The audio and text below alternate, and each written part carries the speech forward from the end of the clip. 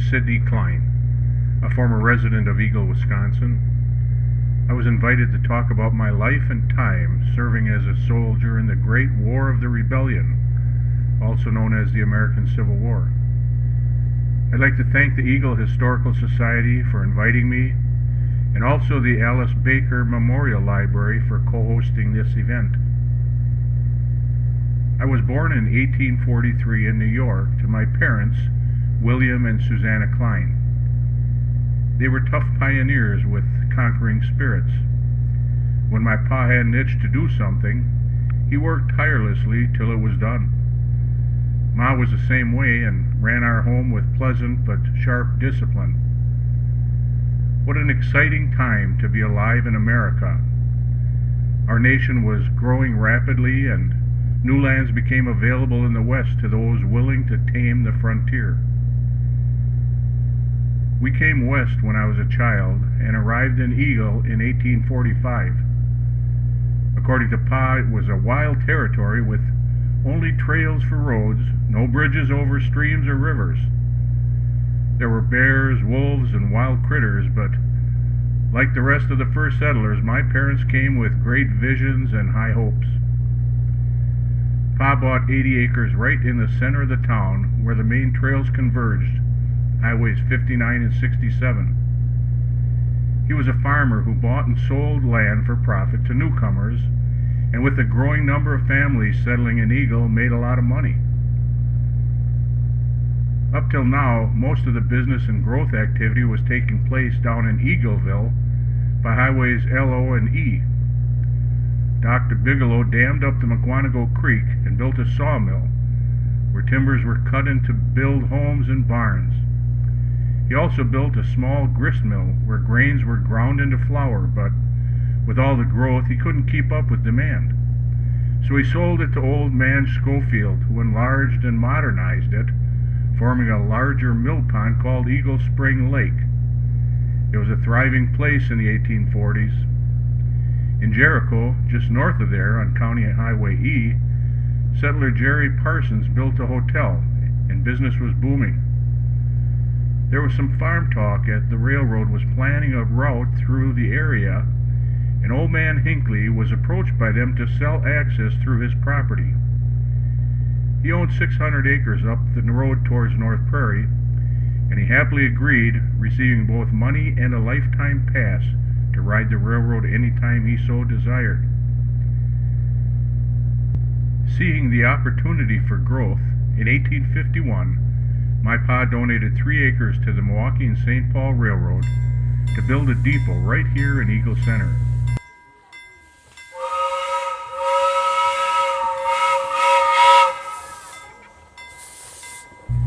And they accepted his offer. Well, just imagine how this would help the farmers, having convenient transportation for getting farm goods to new markets. And the railroad would bring visitors and new settlers that would increase the value of land as the population grew. My father built the first hotel and large home on Waukesha Road, overlooking the village. By 1855, with the remaining land he owned, my pa laid out a plat for what became known as Eagle Center. Still on the plat maps for Waukesha County, known as Kline's Plat of Eagle Center. Well, I had 2 brothers and 1 sister. John was born in 1841. He had business sense like Pop and became a successful hardware merchant. He married his wife Sarah after the war in 1869 and had 2 children.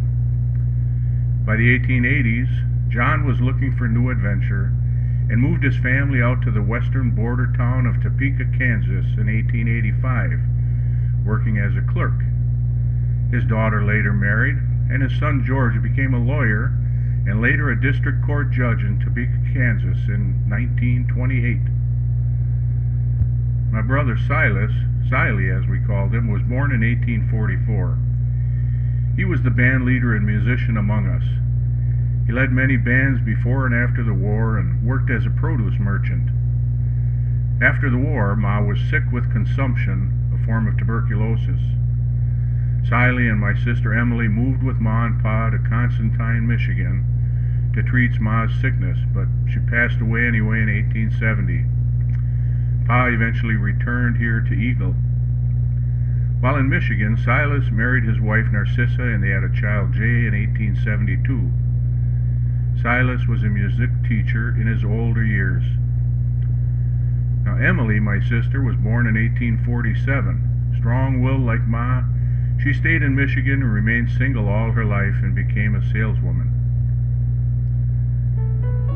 Eagle was lucky enough to have two families with exceptional music and dance teachers, the Bigelow and Severance families. We were taught by Anson Severance and his brother Colomer. They taught many of the kids in the area as well. Ma and Pa made sure all four of us kids could play musical instruments, and we became accomplished musicians, which made us popular all our lives. I had a lot of friends in Eagle, but my favorite was a buck named Len Hinckley. He was a few years older than I and lived right up the road there on Highway 59, about halfway to North Prairie. His pa, Ira Hinckley, had the first land claim in Eagle. He was a tough old cuss with lots of stories about early life here on the prairie, battling wolves, bears, and weather. Len was the oldest of 7 children, said to be the first white child born in Eagle. His father expected lots from him, sometimes too much. By the way, I later married his sister Mary. There were lots of chores on the farm, but also learned to play music. He had a certain charisma about him, making him leader of the pack. Life in those days was monotonous for adventurous young men. It was the same every day, work and school and work and school. Every once in a while we'd head to Mukwonago or Waukesha for a visit, and even once took a train with Pa to Milwaukee, but nothing real exciting. Len and I went to high school at the Milton Academy in Milton, Wisconsin, located about 30 miles southwest of here. We attended from 1858 to 1859. That campus was newly rebuilt, and we got up early to take the train each day. School wasn't cheap, at $15 a year plus books. Well, not everyone could afford that for their kids. Len's cousin, Edwardhinckley, was the eldest of 7 children, born to Ormel and Phoebe Hinckley. Ormel was a brother of Ira Hinckley, Len's father. They moved to Eagle in 1840 and settled on 40 acres of land up here on Highway 67 and Wilton Road. They were very poor, and every cent Ed's father Ormel ever made was through sheer hard labor. He built a homestead and afterward increased the farm size to 160 acres, but the hard work took its toll on him. It was 1855 when Ormel died at the age of 43 years old, leaving a wife and 7 kids. At the age of 16, Ed became the man of the house, and with the rest of the family he worked hard to keep his farm going. Edwardhinckley joined the 28th Wisconsin Infantry in August 1862. A young man tempered by life's circumstances, Ed was a man of iron and served his country valiantly in the war. He returned to Eagle after the war, purchased a farm adjacent to the old homestead, and married the beautiful Salida Andis. Together they had 8 children. Edwardhinckley lived to the ripe old age of 97 years and passed into eternity in 1937. There were other families. The Ebenezer Thomas and his wife Betsy was the first family to settle in Eagle, arriving in 1836 when roads were just Indian trails. They eventually bought and ran a large 320-acre farm just east of the Hinckleys, up on Sprague Road. Ebenezer Thomas bought and sold land and became the wealthiest farmer in Eagle. Thomas Pittman was an old-timer born in 1798, moved to Eagle in 1844 with his wife and daughter Sarah. His wife Sarah was the daughter of Matthias Bovey, another old-time resident down there in Eagleville by the lake. Pittman was a land speculator and bought and sold over 2,000 acres in his lifetime. But by 1860, he owned nearly 900 acres in Eagle and also helped lay out the plat for Eagle Center. He owned nearly all the land south of Main Street, including what's now the Village Park and all the subdivisions south, east, and west of there. He also was the railroad station agent for 10 years, postmaster, and town assessor in his lifetime. Matthias Bovey was another old-timer born in 1793 and had been an outspoken abolitionist, opposed to slavery since the 1830s and supported abolitionist legislation as a New York representative of the U.S. Congress. He and fellow members of Congress, including former President John Quincy Adams, fought a tough legislative battle against slavery. After moving his family to Eagle, Wisconsin in 1843, Bovey operated a successful farm in Eagleville near County E and LO, where he and his family remained politically active. From 1860 to 1865, slaves quietly traveled through Waukesha County, and word was that old Bovey helped them along the Underground Railroad to freedom in Canada. Their two sons, John and Matthias, joined the 24th Wisconsin Infantry. John and Margaret Logan were originally from Scotland and arrived in Eagle about 1847. They worked a farm up near Ebenezer Thomas.